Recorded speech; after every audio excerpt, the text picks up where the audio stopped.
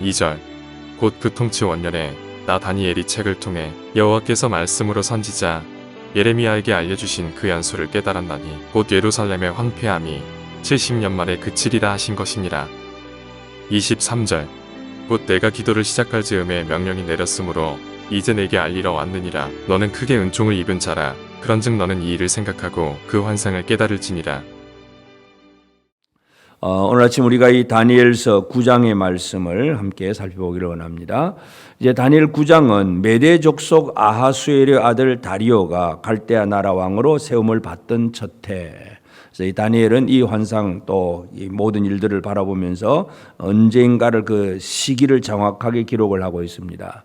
그러니까 메대 족속 아하수에로의 아들 다리오라 그러면 이제 이 바벨론을 무너뜨리는 나라가 메대와 바사 두 나라가 연합을 해서 바벨론을 무너뜨립니다. 그래서 제일 첫 번째는 이제 메대의 이 아하수의 아들 다리오가 더 이제 힘을 내어서 이제 메대 바사 전체를 이제 대표를 해서 바벨론을 무너뜨립니다. 그러니까 이 다리오가 이제 메대의 다리오가 이제 그 일을 시작했다는 것은 이미 이제 바벨론은 무너지고 이제 새로운 나라가 시작되는 것을 보게 되는 그러한 때입니다. 그러니까 아주 자기가 잡혀왔던 바벨론이지만 이제 그 바벨론도 느부갓네살 시대도 지나고 또 그다음 왕도 지나고 벨사살 왕도 지나고 이제 새 나라에 의해서 바벨론이 무너지는 이런 과정들을 바라보는 다니엘이 이제 그러한 그 정세가 아주 격변해지는 나라가 망하고 새로운 나라가 등장하는 바로 이런 시대에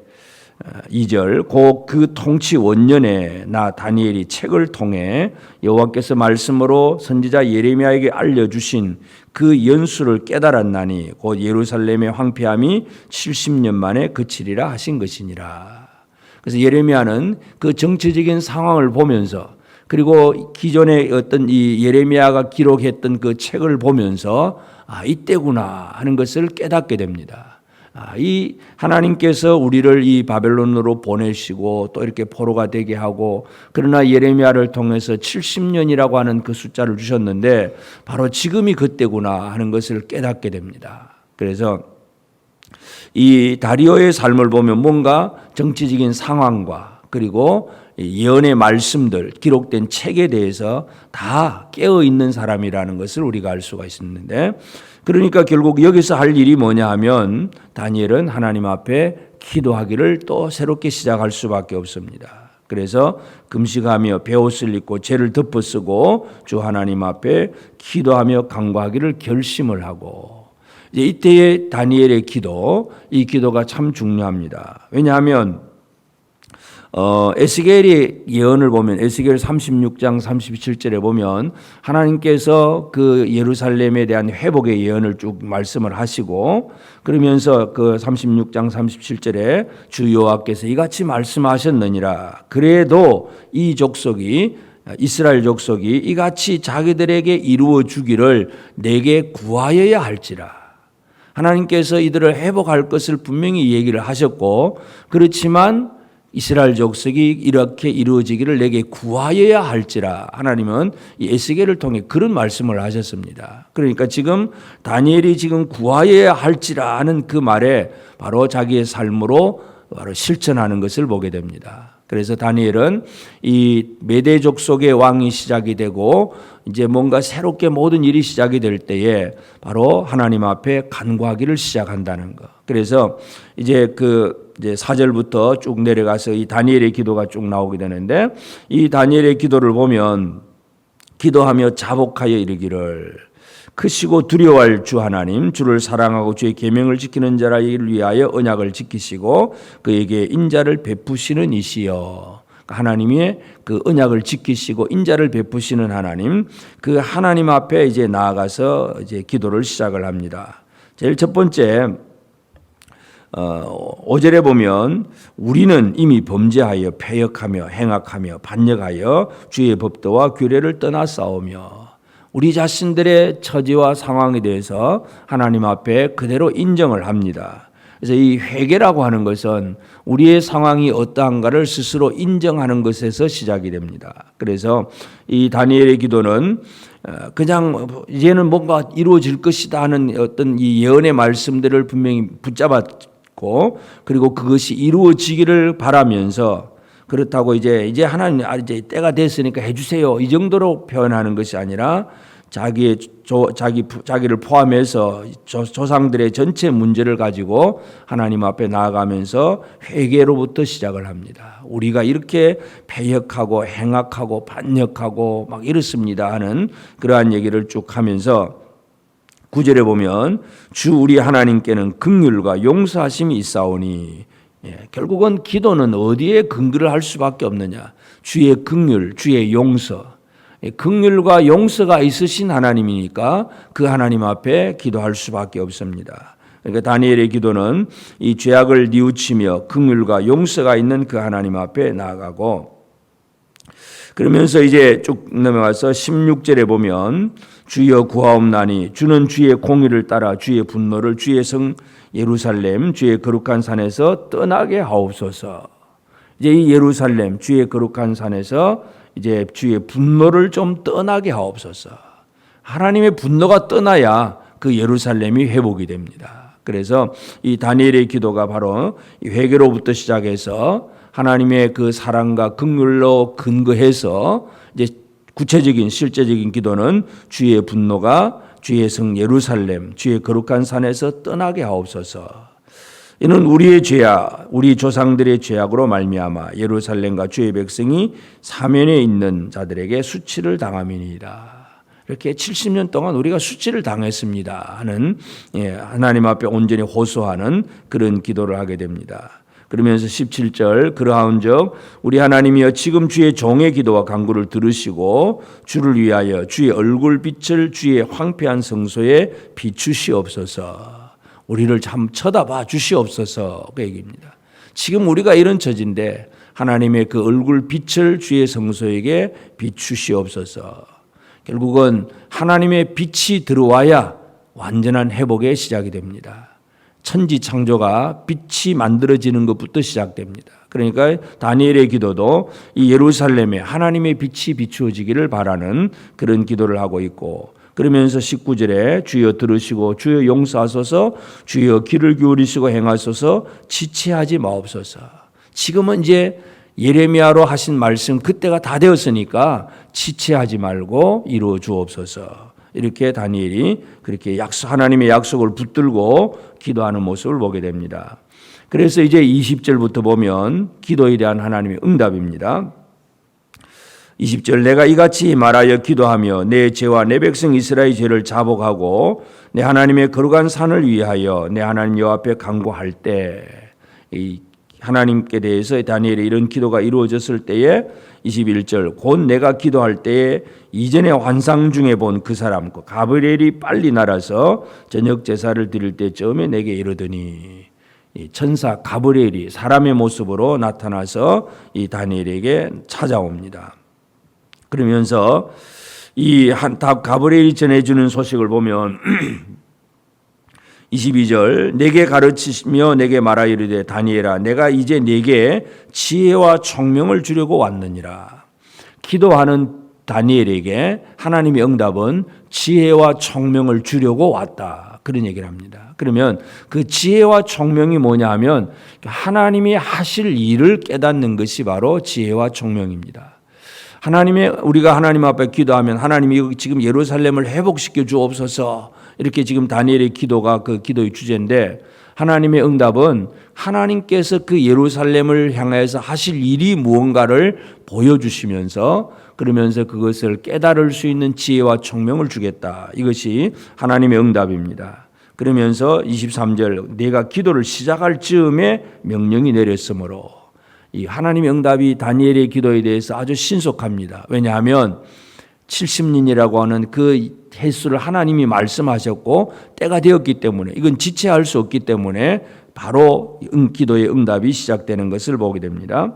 그러면서 이제 기도의 그 응답의 내용을 보면 24절 내 백성과 내 거룩한 성을 위하여 70 이레를 기한으로 정하였다. 70 이레. 71회. 그래서 이것을 많은 성경학자들은 이 1이라고 하는 7과 또 70이라고 하는 이것을 다 490년 이런 기간으로 그렇게 해석을 합니다. 그래서 이 71회를 기한으로 정하였나니 허물이 드러나며 죄가 끝나며 죄악이 용서되며 영원한 의가 드러나며 환상과 예언이 응하며 또 지극히 거룩한 이가 기름 부음을 받으리라. 그래서 결국은 이 예루살렘의 건물 성전이 회복되는 이게 중요한 게 아니라 그 이후 490년 후에 지극히 거룩한 이가 기름 부음을 받으리라. 이 땅에 임하실 메시아 예수 그리스도에 대한 예언을 분명히 주고 있습니다. 그러면서 25절 그러므로 너는 깨달아 알지니라 예루살렘을 중건하라는 영이 날 때부터 이제 예루살렘을 중건하라는 영은 이제 바사왕 고레스가 하게 됩니다. 그러니까 메대왕 다리오가 지금 이 모든 일을 이제 바벨론을 정복하는 일을 시작을 했지만 불과 2, 3년 후에 바로 고레스가 이제 전면에 등장을 해서 통치를 시작합니다. 그 고레스가 등장해서 바로 유대인들에게 명령을 내려서 예루살렘으로 가서 성전을 건축하라는 그런 명령을 내리게 됩니다. 바로 그 일들이 곧장 이루어질 것임을 분명히 얘기합니다. 그래서 예루살렘을 중건하라는 영이 날 때부터 기름 부음을 받은 자 왕이 일어나기까지 7일회와 62일회가 지날 것이다. 그래서 71회를 얘기했는데 제일 첫 번째는 7일회, 그 다음에 62, 62일회, 결국은 69일회까지를 얘기를 합니다. 그러면 그 69일회가 지나면 어떤 일이 벌어지느냐? 26절 62일회 후에 기름 부음 받은 자가 끊어져 없어진다. 결국은 이제 예수 그리스도가 십자가에 달려 죽으실 것에 대한 예언까지 나옵니다. 장차 한 왕의 백성이 와서 이 왕의 백성은 바로 로마 군대를 얘기합니다. 로마가 와서 그 성읍과 성소를 무너뜨리려니와 성전이 완전히 파괴되는 것은 주 70년 로마 대장 황제 디도가 와서 로마를 예루살렘 성전을 완전히 파괴시킵니다. 그리고 나서 마지막 절 장차 많은 사람들과 더불어 한 일회 동안의 언약을 굳게 맺고 마지막 일회 이 일회 이것이 이제 예수님의 그 십자가의 죽으심과 그리고 재림 사이의 기간이 바로 이 한 일회로 상징되고 있고 실제로 우리는 지금 다니엘 9장 27절에 있는 이 한 일회 동안의 기간을 지금은 우리가 살고 있습니다. 주님 다시 오실 그날까지 여기에는 절반은 일의 절반에 이 악한 자가 나와서 제사와 예물을 금지하고 포악하여 가정한 것이 날개를 의지하였을 것이고 또 이미 정한 종말까지 진노가 황폐하는 자에게 쏟아지리라. 그래서 이 7일의 동안에는 절반은 악한 자들의 대적이 나오고 적그리스도의 등장이 있고 결국은 또 마지막 하나님의 진노의 심판으로 모든 것이 정리될 것임을 예언하고 있습니다.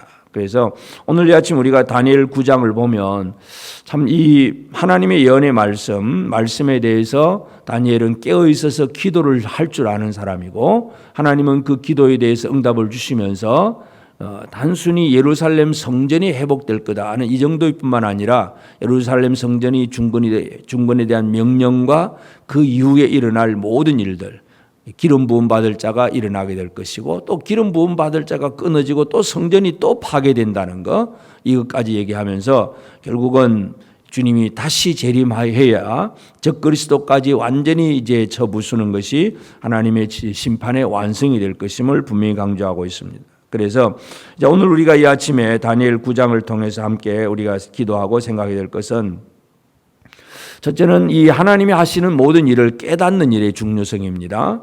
역사를 통해서 깨달아야 되고 책을 통해서 깨달아야 되고 다니엘은 책을 보며 깨달았고 정치적인 상황을 보면서 깨달았습니다. 깨닫는 일의 중요성, 지혜와 총명으로 이때가 어느 때인가를 우리가 깨닫게 하옵소서. 이것이 우리에게 첫 번째 기도이고 깨달은 자가 할 일은 뭐냐? 그 하나님의 일하심의 약속의 말씀을 붙들고 기도하기를 시작하는 것.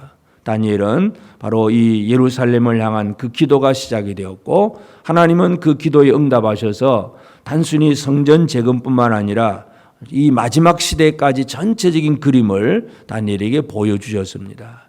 물론 다니엘은 그 이후의 상황이 어떤 상황인지는 개인적으로는 잘 모를 수도 있겠지만 하나님께서 지혜와 총명을 주셔서 하나님은 이렇게 일을 하시는 분이구나 하는 것을 분명히 알게 합니다. 오늘 이 아침 우리도 늘 새벽을 깨워 기도하는 분들입니다. 이 시대가 어떤 시대인지, 지금이 어떤 때인지 이 상황을 보면서 또는 성경을 통해서 하나님의 뜻을 깨달으면서 우리가 이 말씀들을 붙들고 기도하는 우리가 되어지기를 바랍니다. 그래서 하나님께서 온 세상을 어떻게 이끌어 가시는지를 깨달아 알고 그 뜻 가운데서 믿음으로 든든히 서고, 그래서 특별히 가브리엘이 다니엘을 향해서 하는 말이 뭐냐 하면 23절에 보면 너는 크게 은총을 입은 자라, 너는 크게 은총을 입은 자라, 그렇게 표현을 합니다. 오늘 우리 모두가 주님 앞에 크게 은총을 입은 성도들이 되어지기를 주의 이름으로 축복합니다. 함께 기도하겠습니다. 이제 오늘 받은 말씀으로 함께 기도하겠습니다. 이 시대의 상황과 하나님의 말씀에서 하나님의 때를 깨닫는 지혜를 주시고 또 이 시대를 주관하시는 하나님의 일이 이루어지도록 기도하는 자가 되게 하옵소서.